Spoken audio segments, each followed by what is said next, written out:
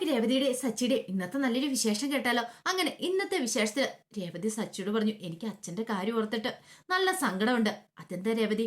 അല്ല, അച്ഛന്റെ കാര്യങ്ങളൊക്കെ നോക്കാനായിട്ട് ആരെങ്കിലും വേണ്ടേ? അമ്മയും പോയല്ലോ, അമ്മ ഇവിടെ ഇല്ലല്ലോ. അതൊന്നും ഓർത്ത് നീ വിഷമിക്കേണ്ട. അച്ഛന്റെ കാര്യങ്ങളൊക്കെ ഞാൻ നല്ല ഭംഗിക്ക് നോക്കിക്കോളാം. ഇത് സച്ചേട്ടാ വായം കൊണ്ട് പറയുന്ന പോലെയല്ല, കാര്യങ്ങൾ ചെയ്യുമ്പോ ഇത്തിരി ബുദ്ധിമുട്ടാ. അതൊന്നും കുഴപ്പമില്ല. എന്തൊക്കെ ചെയ്യണം നീ പറഞ്ഞാൽ മാത്രം മതി. അച്ഛൻ രാവിലെ നടക്കാൻ പോയിട്ട് വരുമ്പോഴേ അച്ഛന് ഒരു ഗ്ലാസ് വെള്ളം എടുത്തു കൊടുക്കണം. അതിനുശേഷം അച്ഛൻ പോയി കുളിച്ച് ഫ്രഷ് ആയിട്ട് വരുമ്പോൾ അച്ഛനുള്ള ചായ എടുത്തു വെക്കണം. അതിനുശേഷം ബ്രേക്ക്ഫാസ്റ്റ്, പിന്നെ അച്ഛന് മെഡിസിൻ എടുത്തു കൊടുക്കണം. അതൊക്കെ എനിക്കറിയാം. അച്ഛനെ ഏറ്റവും ഇഷ്ടം രാവിലെ എന്താ കഴിക്കാനെന്നറിയോ? ഇഡ്ഡലി കഴിക്കാനാ. അതൊക്കെ ഞാൻ ഉണ്ടാക്കിക്കോളാം. പിന്നെ മരുന്ന് കൊടുക്കണം. മരുന്ന് അതെനിക്കറിയാം, എടുത്തു കൊടുക്കാം, ഞാൻ കൊടുത്തോളാം. അല്ല, എന്തിന്റെ മരുന്ന് കൊടുക്കുന്നേ? പ്രഷറിന്റെ മരുന്ന്. അയ്യോ, പ്രഷറിന്റെ അല്ല, ഷുഗറിന്റെ മരുന്ന് കൊടുക്കണം. ആ ആ ഷുഗറിന്റെ എങ്കിൽ ഷുഗറിന്റെ, അത് കുഴപ്പമൊന്നുമില്ല. അല്ല, സച്ചേണ്ട ഇതൊക്കെ ചെയ്യുവോ?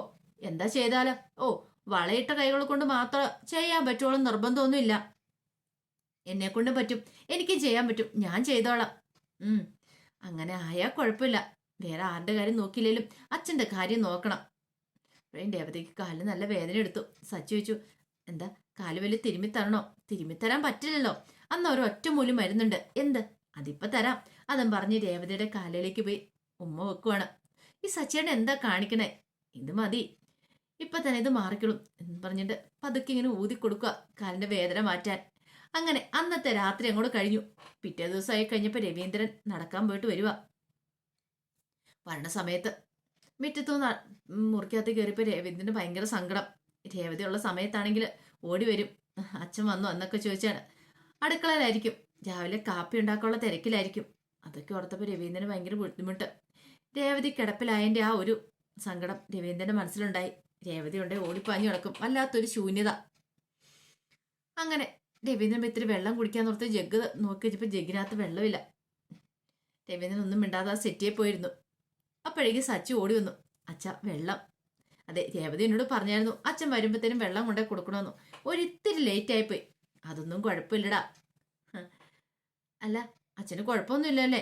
എന്ത് കുഴപ്പം? അന്നെങ്കിൽ ഞാൻ പെട്ടെന്ന് പോയി അച്ഛന് ബ്രേക്ക്ഫാസ്റ്റ് ഒക്കെ ഉണ്ടാക്കാം. എടാ, ഒരു ധൃതിയില്ല. നിനക്കിതൊക്കെ ഉണ്ടാക്കാൻ അറിയാവോ? എൻ്റെ അച്ഛ എല്ലാവരും എല്ലാം പഠിച്ചിട്ടാണോ? എന്നെ കൊണ്ട് പറ്റുന്ന പോലെ, എനിക്കറിയാവുന്ന പോലെ ഞാൻ ചെയ്യും. എന്നാലും രേവതി മോള് വീണ് കിടന്നപ്പോൾ വല്ലാത്തൊരു ശൂന്യത തോന്നുന്നു. അതിനച്ഛ ഞാനിവിടെ ഇല്ലേ, പിന്നെന്തിനാ അച്ഛൻ ടെൻഷൻ അടിക്കണേ? എടാ, നീ ഉണ്ടെന്ന് പറഞ്ഞാലും അവൾ എൻ്റെ മോളല്ലേടാ. അപ്പം ഞാനോ? ഞാൻ അച്ഛൻ്റെ മോനല്ലേ? നീ മോനാണ് എങ്കിലും എടാ, അവൾക്ക് പാരം വെക്കാനായിട്ട് ആരുമില്ല. അവൾക്ക് ഈ വീട്ടിലെ കാര്യങ്ങളൊക്കെ എ ടു ഇസഡ് അറിയാം. ആർക്ക് എന്തൊക്കെ ചെയ്തു കൊടുക്കണം, എപ്പോൾ ചെയ്തു കൊടുക്കണം, എങ്ങനെ ചെയ്തു കൊടുക്കണം എന്നൊക്കെ. അതാ പറഞ്ഞേ, അവൾക്ക് പകരം വെക്കാൻ ആരുമില്ലാന്ന്.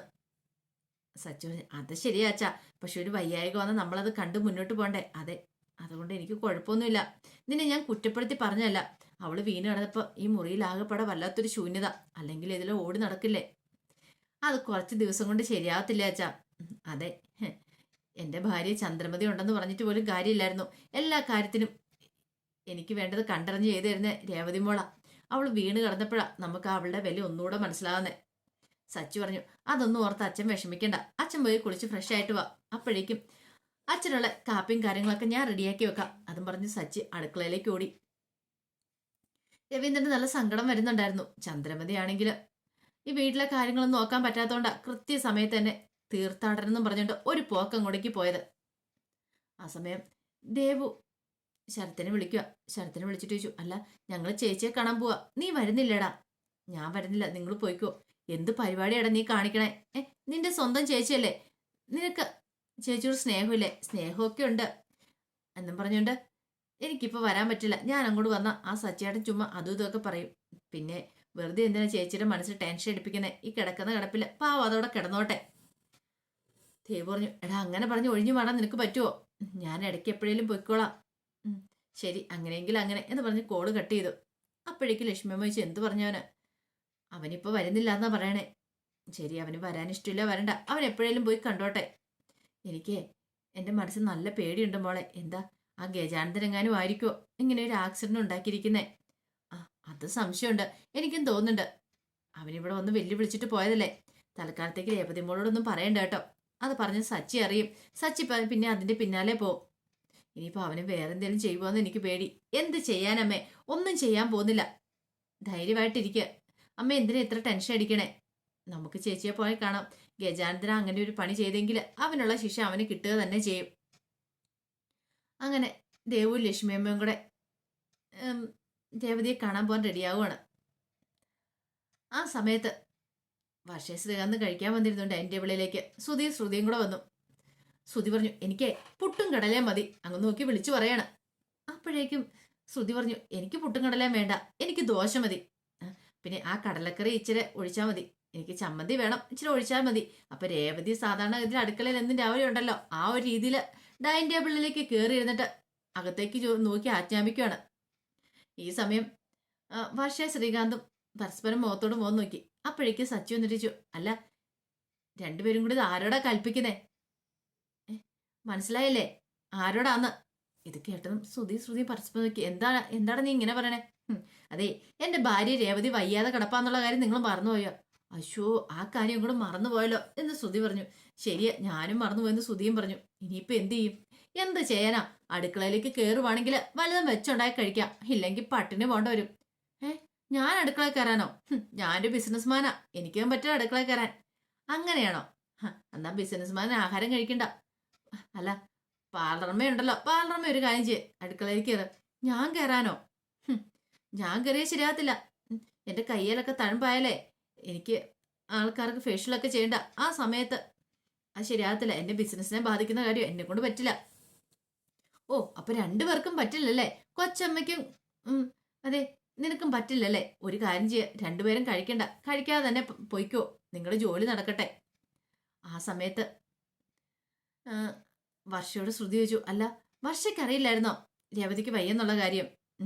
എനിക്കറിയായിരുന്നു, പക്ഷെ ഞാൻ കരുതി ശ്രുതി ചേച്ചി രാവിലെ അടുക്കള കയറി എന്തെങ്കിലും ഉണ്ടായി കാണുന്നു. ഞാനോ? എന്താ ശ്രുതി ചേച്ചി അടുക്കള കയറി ഉണ്ടാക്കാൻ പറ്റില്ലേ? അപ്പോഴേക്ക് ശ്രീകാന്ത് പറഞ്ഞു, അത് ശരിയാ, ചേച്ചിയല്ലേ മൂത്ത്, ചേച്ചി കയറി ഉണ്ടാക്കിയ എന്താ കുഴപ്പം? ശ്രുതി പറഞ്ഞു, ഞങ്ങൾ കരുതി വർഷ ഉണ്ടല്ലോ, വർഷ കയറി കാണൂന്ന്. അതിനിപ്പോഴല്ലേ നിങ്ങൾ ഇതിനെക്കുറിച്ച് ഓർത്തെ, പിന്നെ എങ്ങനെയാ ഞാൻ കയറി കാണും നിങ്ങൾ ഓർക്കുന്നേ? അത് കേട്ടതും ശ്രുതി ഒന്നും മിണ്ടിയില്ല. ആ സമയത്ത് ശ്രുതി പറഞ്ഞു, വർഷയ്ക്കാണല്ലോ അടുക്കളയിലെ കാര്യങ്ങളൊക്കെ കയറി ചെയ്യാലോ, ഇനി ആളിനും ചെയ്താൽ മതി. വർഷ പറഞ്ഞു, ഞാനോ? എനിക്ക് അടുക്കള കയറി ഒന്നും ഉണ്ടാക്കാൻ അറിയില്ല. ഉണ്ടാക്കാൻ അറിയായിരുന്നെങ്കിൽ ഞാൻ പണ്ടേ കയറി എന്തെങ്കിലുമൊക്കെ തയ്യാറാക്കിയാനും. ശ്രുതി പറഞ്ഞു, ഇനിയിപ്പോൾ അത് പറഞ്ഞാൽ മതിയല്ലോ, കയറി ഉണ്ടാക്കാൻ അറിയില്ല എന്ന്. സച്ചി പറഞ്ഞു, അങ്ങോട്ടും ഇങ്ങോട്ടും അടി ഉണ്ടാക്കിയിട്ട് കാര്യമില്ല, അടുക്കള കയറി വെച്ചുണ്ടാക്കി കഴിക്കാൻ പറ്റുകയും കഴിക്കും. ആ സമയത്താണ് ടേബിളിൽ മറ്റേ ഫ്ലാസ്ക് ഇരിക്കുന്നുണ്ട്. എടാ, ഇതിനകത്ത് കാപ്പിയുണ്ടോ? ആ, അതിനകത്ത് കാപ്പിയുണ്ട്. ഓ, രക്ഷപ്പെട്ടു, നീ എനിക്ക് വേണ്ടി ഇത്തിരി കാപ്പിയെങ്കിലും ഉണ്ടാക്കി വെച്ചല്ലോ എന്ന് ശ്രുതി പറഞ്ഞു. അതെ, നിനക്ക് വേണ്ടിയല്ല, ഇത് അച്ഛന് വേണ്ടിയാണ് ഉണ്ടാക്കി വെച്ചിരിക്കുന്ന. നിനക്ക് വേണേ പോയി ഉണ്ടാക്കി കുടിക്കണം. ഉണ്ടാക്കി കുടിക്കാനാ? പിന്നല്ലാതെ. നീ ആരെയും ജോലിക്കാരെ നിർത്തിയിട്ടുണ്ടോ? എനിക്ക് നിന്റെ കാര്യം നോക്കേണ്ട കാര്യമില്ല. എനിക്ക് അച്ഛൻ്റെ രേവതിയുടെ കാര്യം നോക്കിയാൽ മതി. ഓ, എന്നാലും ഇത് കുറച്ച് കഷ്ടമായിപ്പോയി. അല്ല, നീ രേവതിക്ക് വേണ്ടി ഒന്നും ഉണ്ടാക്കിയില്ലേ? ആ, കുറച്ച് ഉപ്പുമാവ് ഉണ്ടാക്കിയിട്ടുണ്ട്. ഉപ്പുമാവോ? ശ്രുതി പറഞ്ഞു, എനിക്ക് ഉപ്പുമാവ് വേണ്ട. ഉപ്പുമാവ് വേണ്ടെങ്കിൽ ഒരു കാര്യം ചെയ്യാം, അടുക്കളയിലേക്ക് പോയി തന്നെ ആവശ്യമുള്ള സാധനം എന്താന്ന് വെച്ചാൽ ഉണ്ടാക്കി കഴിക്കുക. ശ്രുതി പറഞ്ഞു, ഉപ്പുമാവ് ഞാൻ കൂടെ ഇച്ചിരി തരുമോ? റവയിട്ട സമയത്ത് ഞാൻ ഇച്ചിരി കൂട്ടിയിട്ടിട്ടുണ്ട്, ഉണ്ടാക്കി വെച്ചിട്ടുണ്ട്, വേണപ്പോൾ എടുത്ത് കഴിക്കുക. ഓ, രക്ഷപ്പെട്ടു. റവയും കൊണ്ടുള്ള ഉപ്പുമാവ് ആയതുകൊണ്ടാ ഞാൻ കഴിക്കണേ. അയ്യോ, ഇനിയിപ്പം ആട്ടയും കൊണ്ടുള്ള ഉപ്പുമാവ് വരുന്നത് ഞാൻ കഴിക്കില്ലായിരുന്നു. ആട്ടയും കൊണ്ടുള്ള ഉപ്പുമാവോ? നീ എവിടുന്ന് വന്നവനാടേ? അതും പറഞ്ഞുകൊണ്ട് ശ്രുതിയെ കളിയാക്കി സച്ചി. അപ്പോഴേക്കും ശ്രുതിയോട് പറഞ്ഞു, എനിക്ക് കുറച്ച് ഉപ്പുമാവ് എടുത്തിട്ട് വാ. ഞാൻ പോയി എടുക്കാനാ, എന്നെ കൊണ്ട് പറ്റുമെന്നില്ല. വേണമെങ്കിൽ ശ്രുതി തന്നെ പോയാൽ മതി. ഞാനാ പിന്നല്ലാതെ എനിക്കൂടെ പോയി എടുത്തോണ്ട് വന്നാൽ മതി. പിന്നെ എന്നെ കൊണ്ട് പറ്റില്ല. അവസാനം ശ്രുതി പറഞ്ഞു, ഞാൻ എനിക്ക് വേണ്ടിയുള്ള മാത്രം എടുക്കും, ശ്രുതി വേണേ ശ്രുതിക്ക് വേണ്ടി വന്ന് എടുത്തോണം. അതും പറഞ്ഞ് അടുക്കളയിലേക്ക് പോയി. ആ പുറകെ ശ്രുതിയും പോയി. സച്ചി പറഞ്ഞു, എന്തൊരു ജന്മങ്ങളാണോ എന്തോ, ഉണ്ടാക്കി വെച്ച അടുത്ത് കഴിക്കാൻ പോലും പറ്റില്ല. അപ്പോഴേക്കും ശ്രീകാന്ത് പറഞ്ഞു, സച്ചേട്ടൻ തന്നെ അടുക്കളയിലൊന്നും ചെയ്യണ്ട, ഞാൻ കൂടാ. വർഷ പറഞ്ഞു, അതെ ഞാനും കൂടാ, എനിക്ക് ഉണ്ടാക്കാനൊന്നും അറിയത്തില്ലെന്നേ ഉള്ളൂ, പറഞ്ഞു തന്നാ മതി, ഞാൻ അങ്ങനെ തന്നെ ചെയ്തു തരാം. അതിൻ്റെ ഒന്നും ആവശ്യമില്ലടാ, ഇങ്ങനെ പറയാനുള്ളൊരു മനസ്സുണ്ടായാലോ, അത് തന്നെ ഭാഗ്യം, അത് തന്നെ നല്ല കാര്യം. അത് വേണ്ട സച്ചേട്ടാ, എന്ത് വേണമെന്ന് പറഞ്ഞാൽ മതി. സച്ചേട്ടൻ തന്നെ അടുക്കളയിൽ കിടന്ന് ഇങ്ങനെ പണിത് മടക്കണ്ട. കുറച്ചേരം കഴിഞ്ഞപ്പോൾ രവീന്ദ്രൻ രേവതിയെ കാണാനായിട്ട് മുറിയിലേക്ക് വന്നു. രേവതിയുടെ കിടപ്പുണ്ടപ്പോൾ രവീന്ദ്രന് സഹിച്ചില്ല. എങ്ങനെയുണ്ട് മോളെ എന്നും പറഞ്ഞിട്ട് ആ കാലയിലേക്ക് പിടിക്കുക. ഏ അച്ഛൻ തൊട്ട് കഴിഞ്ഞപ്പോ വേദനയൊക്കെ പമ്പ അടഞ്ഞില്ലേ, ഇപ്പൊ എനിക്കൊരു കുഴപ്പമില്ല. മോളെ നീ ഇവിടെ അടുക്കളയിലൊന്നും കയറാത്തോണ്ട്, അല്ലെങ്കിൽ നിനക്ക് എഴുന്നേറ്റ് കിടക്കാൻ പറ്റാത്തോണ്ട് ഒരു സുഖമില്ല. ആകെപ്പാടെ വല്ലാത്തൊരു ശൂന്യതയാ. എന്റെ അച്ഛ, ഞാൻ ഇനി ഇവിടെ കിടക്കാൻ പോകുന്നുണ്ടോ? ഞാൻ 2 ദിവസം കൂടെ അങ്ങ് എഴുന്നേക്കില്ലേ. സച്ചി വന്നിട്ട് പറഞ്ഞു, കൊള്ളാം. അപ്പൊ ഞാനിവിടെ ചെയ്യുന്നൊന്നും അച്ഛനും കണ്ണിന് കാണത്തില്ലല്ലേ? എടാ, നീ ചെയ്യുന്നില്ലെന്നല്ല, പക്ഷെ രേവതി മോള് എഴുന്നേറ്റ് നടക്കുന്ന സമയത്ത് ഈ മുറിക്കകത്തേക്ക് ഒരു പ്രത്യേക പോസിറ്റീവ് വൈബാ. അതെല്ലാരെ കൊണ്ടൊന്നും സാധിക്കുന്ന കാര്യമില്ല. സച്ചി പറഞ്ഞു, ആയിക്കോട്ടെ ആയിക്കോട്ടെ, നിങ്ങൾ അച്ഛനായി മോളായി, നമ്മൾ ഔട്ടുമായി. രവീന്ദ്രൻ പറഞ്ഞു, അങ്ങനൊന്നും പറയില്ല, നീയും എൻ്റെ മോൻ തന്നെയാ. രേവതി പറഞ്ഞു, അച്ഛാ, അച്ഛൻ്റെ കാര്യങ്ങളൊക്കെ ഇതേ സച്ചേട്ടൻ നോക്കിക്കോളും, അതൊന്നും കുഴപ്പമില്ല. അല്ല, അച്ഛൻ രാവിലെ കാപ്പ് കുടിച്ചോ? ഇല്ല. സച്ചേട്ടൻ കാപ്പ് കൊടുത്തില്ല അച്ഛന്. അത് ഞാനെടുത്ത് ടേബിളെ വെച്ചിട്ടുണ്ട്. ഓ, ടേബിളെ വെച്ച് അച്ഛൻ കുടിക്കുവോ? അച്ഛൻ അറിയുവോ? അച്ഛനെ കയ്യിലെടുത്ത് കൊടുക്കണ്ടേ? എല്ലാം ഞാൻ സച്ചേനെ പറഞ്ഞ് ഇന്ന് രാത്രി തന്നെ ഏർപ്പാടാക്കിയതായിരുന്നല്ലോ. എല്ലാ കാര്യങ്ങളും സച്ചേട്ടൻ മറന്നുപോയോ? അത് പിന്നെ രേവതി എടുത്തു വെച്ചോണ്ട് ഞാന്. സച്ചേട്ടാ, ഇത് ശരിയാകത്തില്ല കേട്ടോ. അപ്പോഴേക്കും സച്ചി രവീന്ദ്രനോട് പറഞ്ഞു, അവളെ കൊണ്ട് വഴക്ക് കേൾപ്പിച്ചു കഴിഞ്ഞപ്പോ അച്ഛന് സമാധാനമായല്ലോ. എടാ, അങ്ങനൊന്നുമില്ല, അവള് വെറുതെ പറയുന്നില്ലേ, നീ എന്നും കാര്യമായിട്ട് എടുക്കണ്ട. എന്നാലും അച്ഛന് വേണ്ടി ഞാൻ ഇത്രയൊക്കെ ഉണ്ടാക്കിയിട്ട് അച്ഛൻ അവസാനം കണ്ടില്ലേ, എന്നെ ചീത്ത കേൾപ്പിച്ചില്ലേ? എടാ, അത് ചീത്തയൊന്നും പറഞ്ഞല്ല അവള്. നമ്മുടെ രേവതി മോളല്ലേ, അവൾക്ക് അങ്ങനെ ചീത്തയൊന്നും പറയാൻ പറ്റില്ല. അതും പറഞ്ഞൊരു ചെറിയ ചിരിയൊക്കെ ചിരിച്ച് രവീന്ദ്രന്റെ അകത്തേക്ക് കയറിപ്പോയി. കുറച്ച് സമയം കഴിഞ്ഞപ്പോൾ സച്ചി രേവതിയുടെ അടുത്ത് വന്നിരുന്നു. രേവതിയോട് കഴിക്കാൻ എടുത്തോണ്ട് വട്ടെ. ഇപ്പൊ വേണ്ട സച്ചിയേട്ടാ, അത് പറഞ്ഞാൽ എങ്ങനെയാ ശരിയാവുന്നേ? ഇതേ കഴിക്കണം. അപ്പോഴേക്കും രേവതി സച്ചിയുടെ കണ്ണിലേക്ക് നോക്കി. സച്ചി രേവതിയെ നോക്കുവാണ്. കണ്ണും നോക്കിയിരിക്കുന്ന സമയത്ത് വർഷ ശ്രീകാന്തും കൂടെ വരുന്നേ. അവര് കുറെ സമയം ഇവര് രണ്ടുപേരും നോക്കുവാണ്. ഇവരുടെ നോട്ടവും ഇരിപ്പും മട്ടും ബഹുവും എല്ലാം കണ്ടിട്ട് അപ്പോഴേക്ക് ശ്രീകാന്ത് പറഞ്ഞു, ഇതെന്താ രണ്ടുപേരും കൂടെ ഇങ്ങനെ നോക്കുന്നേ? വർഷ പറഞ്ഞു, ആഹാ, ഇത് ആക്സിഡന്റ് ഹണിമൂണാന്ന് തോന്നല്ലോ. അപ്പോഴേക്കും രണ്ടുപേർക്ക് ശരിക്കും നാണക്കേടായി പോയി, സച്ചിക്കും രേവതിക്കും.